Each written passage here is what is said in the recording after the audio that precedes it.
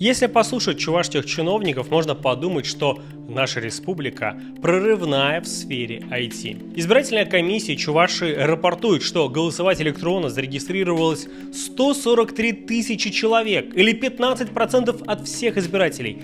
Это практически каждый шестой. Власти говорят, что люди просто обожают новые технологии, но на самом деле бюджетников просто замучило начальство и тащит голосовать по ДЭК. Власти хотят контролировать результаты выборов, и электронное голосование их очень важный помощник. Например, на выборах в Госдуму почти по всей Москве победили кандидаты от КПРФ и умного голосования, но после добавления результатов электронного голосования результаты стали противоположные.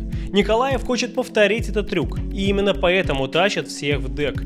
И ладно выборы, само отношение к людям. Мы для них скот. Нас гонят то голосовать, то на очередной митинг, то на зарядку со звездой, то в мессенджер Макс. Сколько можно это терпеть? Не голосуйте электронно, приходите на свой избирательный участок. Постоянное издевательство над людьми – это 9-я причина голосовать против Олега Николаева на выборах главы республики.